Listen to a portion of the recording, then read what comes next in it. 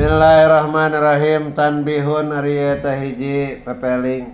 Qala ngadawuh sahabaduhum sapalih ulama.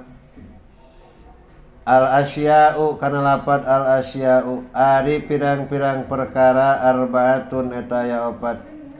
Mawjudatun tegasna pirang-pirang anu aya wa ma'dumatun jeung pirang-pirang anu eueuh wa ahwalun jeung pirang-pirang tingkah wa tibaratun jeung pirang-pirang rekenan. Fal mawjudatu maka ari pirang-pirang mawjudat anu aya kadzati jaidin eta saperti datna jaid allati anu taro anu ningali anjeun ha kana itu allati wal madumatu jeung ari pirang-pirang madumat kawaladika eta saperti anak anjeun qablayuh lako dina samahieun didamel itu walad wal ahwalu jeung ari pirang-pirang ahwal kal kauni eta saperti aya kal kauni qadiran eta saperti kaunuhu qadiran wal itibaratu jeung ari pirang-pirang rekenan kasubutil kiami eta saperti tetepna nangtung li jaedin ka jaed. Tanbihun nurutkeun sapalihna ulama bahwa pirang-pirang perkara teh eta kabagi kana opat bagian. Nu kahiji mawjudat. Mawjudat teh sakur-sakur perkara anu bisa dinyatakeun ku buktina. Gede sakur-sakur perkara anu bisa dinyatakeun ku buktina seperti datna jaid. Tah eta dat jaid teh kaasupkeun kana al mawjudat. Naon sababna? Sabab bisa dinyatakeun wujudna ku buktina. Seperti bisa katingali. Dua aya di madumat. Madumat mah sakur-sakur perkara anu dihukuman eueuh. Jadi sakur-sakur perkara anu dihukuman eueuh. Contoh anak jaid ngan memeh diciptakeun. Memeh didamelna eta si anak. Maka eta anak jaid anu samemeh diciptakeun eta teh kaasupkeun kana barang madumat. Telo ahwal. Ahwal seperti kaunu jaidin qaiman, kaunu jaidin muridan, kaunu jaidin aliman umpamana. Nah, kaunu jaidin qaiman buktina jaid eta anu nangtung. Ngan ari masalah hal mah eta teh wasitoh ceuk kamari oge hal mah nengah-nengah antara mawujud jeung ma'dum. Maksudna kumaha? Teu nepi kana pangkat mawujud sehingga bisa katingali, teu bisa. Jeung teu nepi kana pangkat ma'dum sehingga teu bisa dihukuman eueuh sama sakali. Tah ieu kaunu jaidin teh hal. Tegasna mah naon? Tingkah anu tetep disaha dijaid salagi jaidna kiam lain aya padi keur kaunu jaidin kiamun kali deui kaunu jaidin qaiman kaunu jaidin qaiman maka selama si jaidna nangtung si jaidna kiam maka tingkah anu tetap dijaid bakal naon? Bakal aya salagi jaidna naon? Salagi jaidna naon? Nangtung kiam. Bari jeung eta hal teh teu nepi kana pangkat maujud jeung teu nepi kana pangkat ma'dum. Sebab ceuk tadi ge kaasupkeun kana naon? Hal. Opat. Naon opat? I'tibarat bangsa ijiran atawa rekenan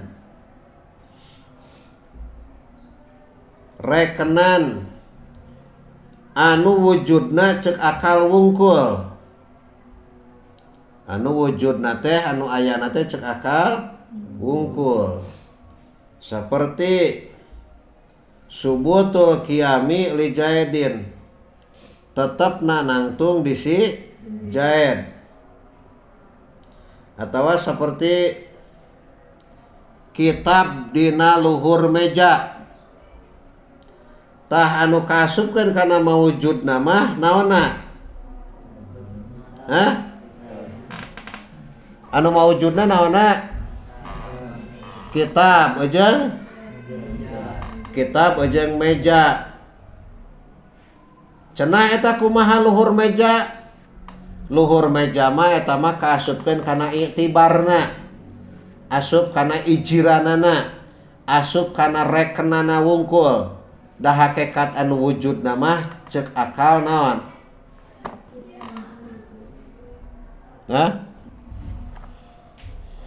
Jadi anu mawujudna mah naonna? Kitabna jeung mejana. Cenah ari eta bahasa luhur meja, eta mah bangsa naon unggul? Bangsa iktibar, ijiran atawa rekenan. Anu wujudna teh cek naon wungkul? Wujudna teh cek akal wungkul gitu. Wa ala hadza jeung ngajalankeun kana ieu kawal ani neja kuring kaunal asya'i kana ayana pirang-pirang perkara arbaatan eta opat. Jaro geus ngajalankeun Sanusi Imam Sanusi fi Sugro na kitab Sugro. Lianau kana saestuna kalakuan asbata eta netepkeun ieu Sanusi al ahwala kana pirang-pirang tingkah. Wajala sareng ngajadikeun ieu Sanusi asifati kana pirang-pirang sifat al wajibata anu wajib istrina kana 20. Wajaro jeung ngajalankeun ieu Sanusi fi ghairi hadina lian itu Sugro ala nafil ahwali kana ngeuweuhkeun pirang-pirang ahwal. Wa huwa jeung ari ieu jaro fi ghairiha al haqqu eta anu bener.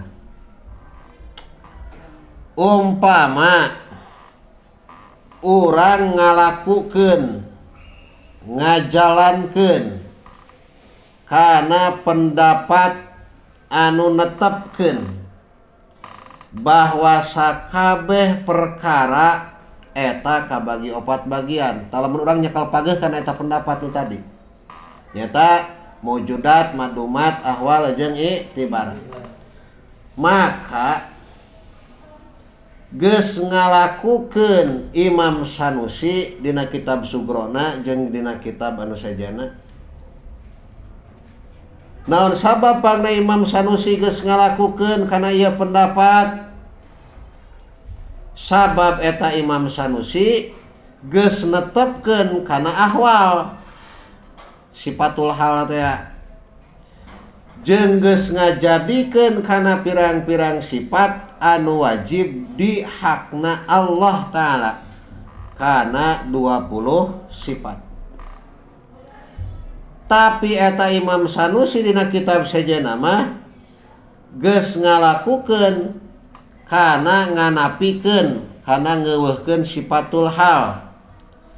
Bari jeung eta kaul anu nganapikeun kana sifatul hal ieu teh mangrupakeun kaul anu hak gitu. Dina sawareh kitab nama Imam Sanusi ngeuweuhkeun kana sifatul hal. Bari ku ngeuweuhkeun kana sifatul hal teh eta mangrupakeun kaul anu hak. Jadi lamun umpama ayeuna disimpulkeun mah kieu ce. Bari deui lamun disimpulkeun mah kieu ya ku urang teh. Imam Sanusi ngabogaan dua pendapat anu tanapi. Sabab anjeunna netepkeun kana sifatul hal jeung geus nganapikeun kana eta sifatul hal. ngan pedah kaulul haq nama kaul anu nganapikeun kana sifatul hal. Fa'ala hadza maka ngajalankeun kana ieu kaul, ngajalankeun kana ieu kaul takunu bukti naon asifatu pirang-pirang sifat salah sata asaro eta 13 lianau kana saestuna kalakuan yaskutu eta gugur minha tina itu isrina naon asabu 7 al ma'nawiyatun bangsa ma'nawiyah wa hiya jeung ari sabu kaunu ta'ala qadiran eta sifat kaunuhu ta'ala qadiran ila akhiriha nepi ka akhirna itu kaunuhu ta'ala qadiran. Palaisa maka teu aya lahu eta tetep ka Allah taala naon sifatun sifatu sama nu dingaranan ieu sifat kaunuhu qadiran kana kaunu qadiran li annal haqqa karna saestuna anu hak nafiul ahwali eta ngeuweuhkeun atawa nganapikeun pirang-pirang ahwal pirang-pirang tingkah. Ngan umpama ngajalankeun kana kaul Imam Sanusi anu kadua, mana kaul Imam Sanusi anu kadua teh? Nganapikeun kana sifatul hal. Ieu kaul anu naon teh? Kaul anu hak. Maka pasti sifat anu wajib di hakna Allah eta ngan ukur 13. Gede. Umpama urang ngajalankeun kana kaul Imam Sanusi anu kadua nyaeta nganapikeun kana sifatul hal, maka pasti sifat anu wajib di Allah teh ngan ukur sabaraha?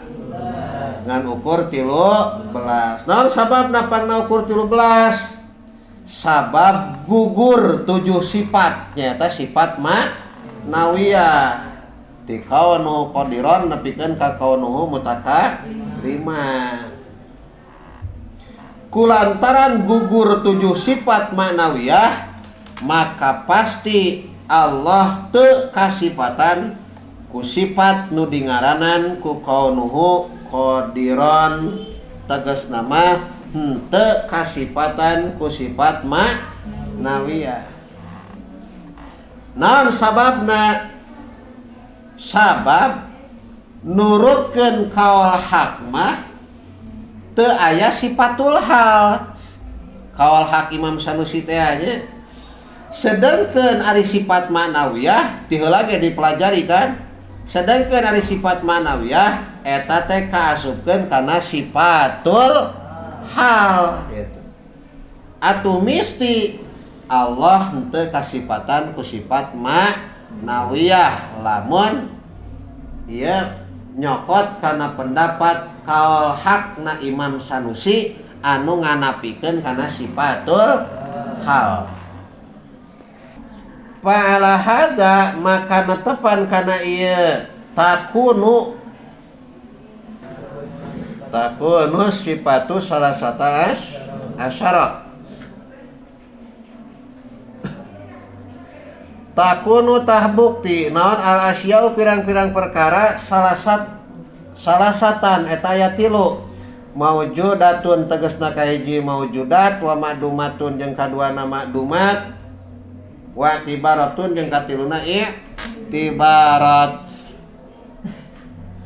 Umpama urang ngajalankeun kana kaul Imam Sanusi anu kadua teh nyaeta nganapikeun kana sifatul hal, maka pasti sakabeh asya teh lain kabagi 4 tapi kabagi sabaraha?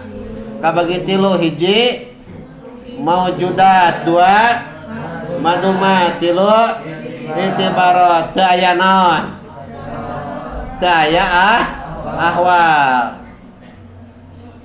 Sehingga ku eueuhna ahwal maka gugur ceuk tadi oge sabaraha sifat? 7 nyaeta sifat naon? Sifat ma'nawiyah ti mimiti kaunuhu nepikeun ka kaunuhu wa idza saqata jeung di mana-mana gugur minal isrina tina anu 20 al wajibati anu wajib naon sabun 7 maknawiyatun nu bangsa manawiyah yaskutu tah gugur minal addadi tina pirang-pirang lalawananana naon sabun 7 sifat aidon deui palaisa maka teu aya hunaka eta tetep dina itu tempat naon sifatun sifat tusama anu dingaranan ieu sifat al kauna kana kaunuhu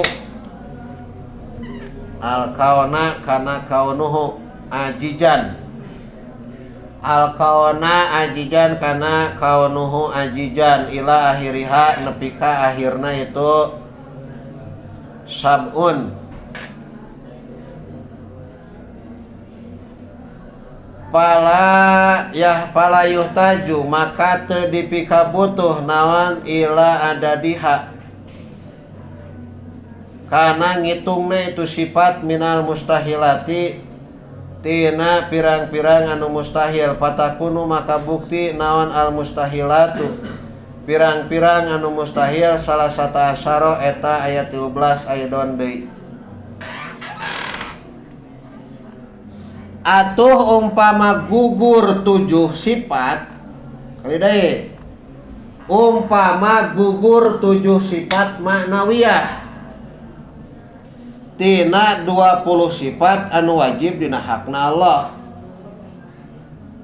maka gugur 7 sifat anu mangrupakeun lalawananana tina eta 7 sifat maknawiyah teh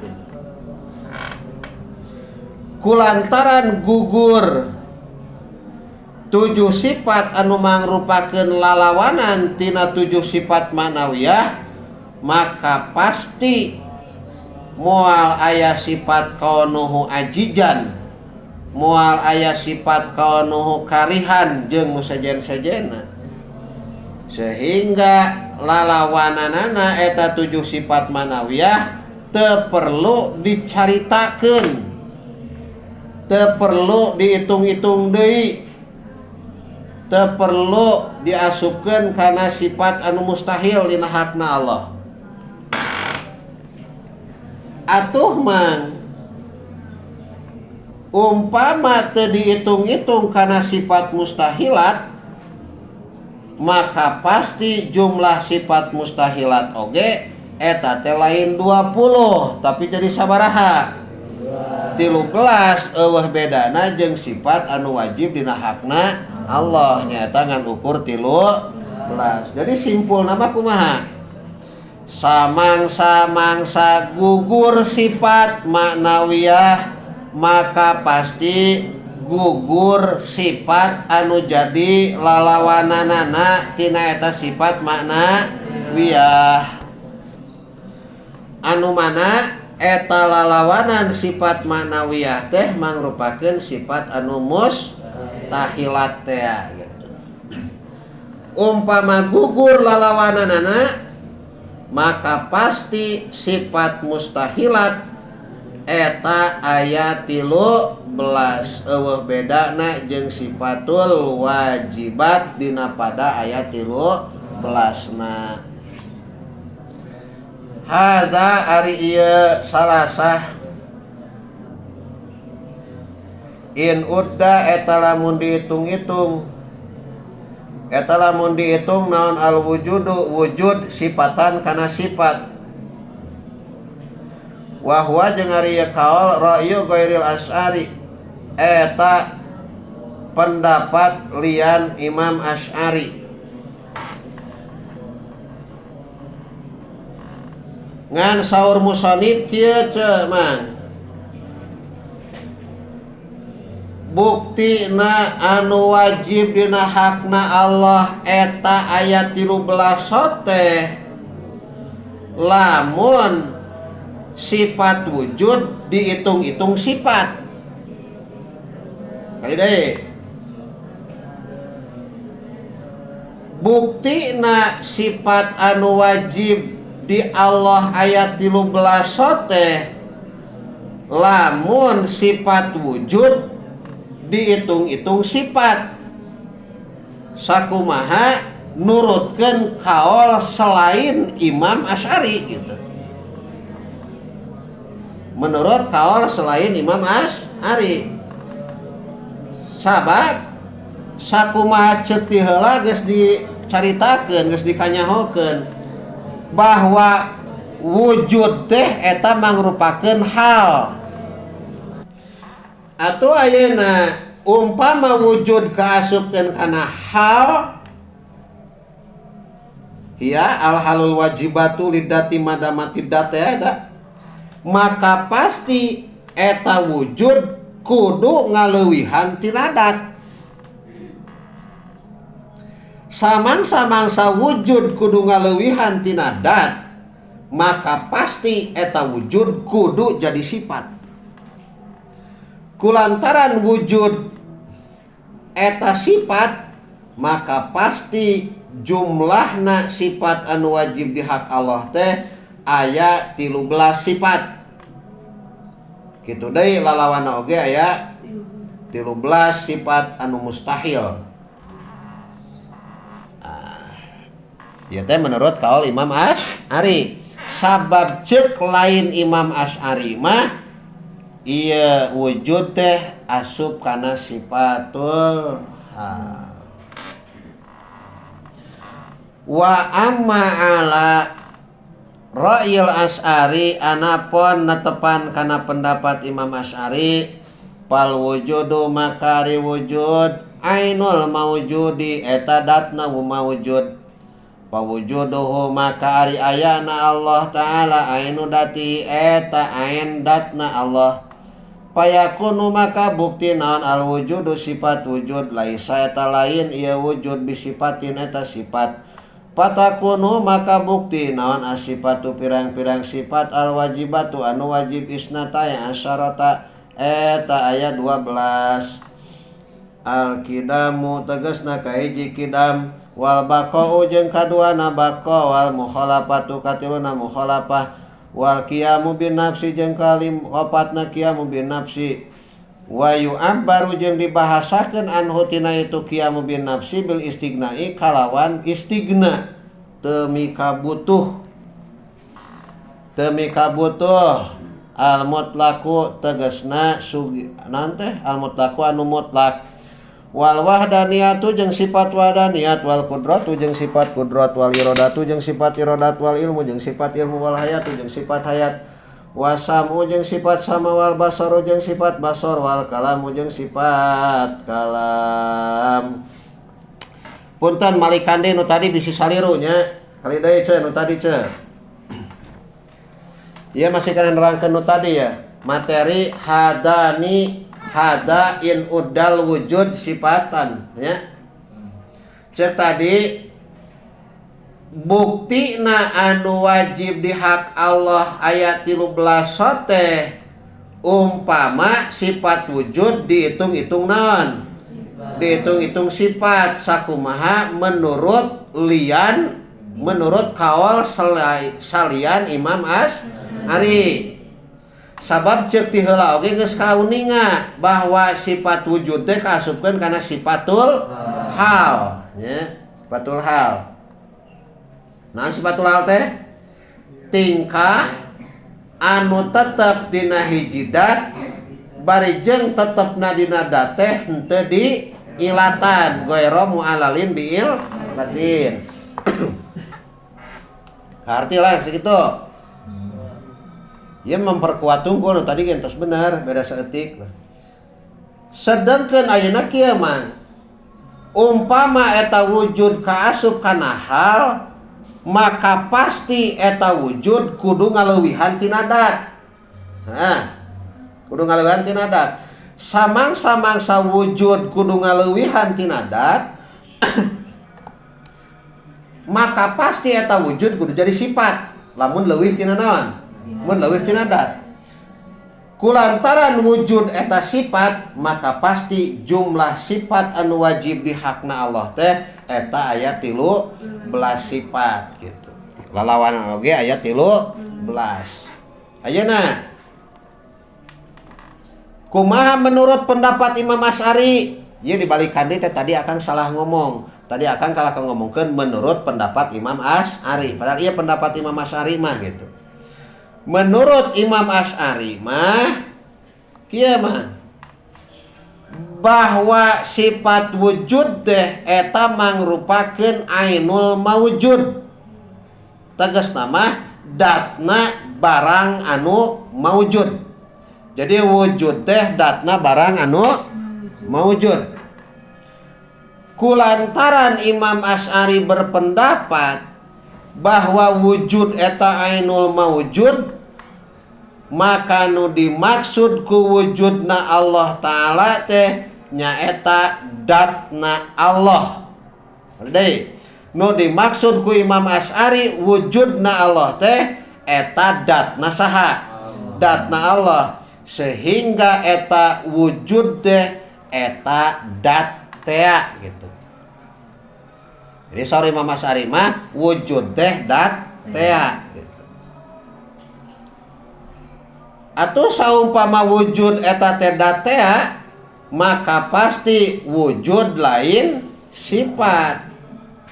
Umpama wujud lain sifat maka pasti sakabeh sifat anu wajib dina hakna Allah teh lain 13. Tapi asa sabaraha? Tapi ngan ukur aya 12 gitu. Paham teu? Jadi menurut pendapat Imam Asy'ari mah sifat nu wajib di hak Allah teh sabaraha? Aya 12. Naon sababna? Sabab sifat wujud mah lain sifat. Sabab wujud mah lain sifat. Tapi wujud teh mangrupakeun dat tea, dat Allah tea. Artinya sebab alasanna sakali denan wujud eta teh lain sifat, tapi wujud teh ainul mawujud, datiahna anu wujud gitu. Wa tasqutu jeung gugur non al manawiyah tu sifat manawiyah li anna subutaha karna saestuna tetepna itu manawiyah mabniun eta diadekeun alal qauli kana ucapan bil ahwali kana pirang-pirang tingkah wal haqu jeung ari anu bener khilafuhu eta nyulayaan itu kaul.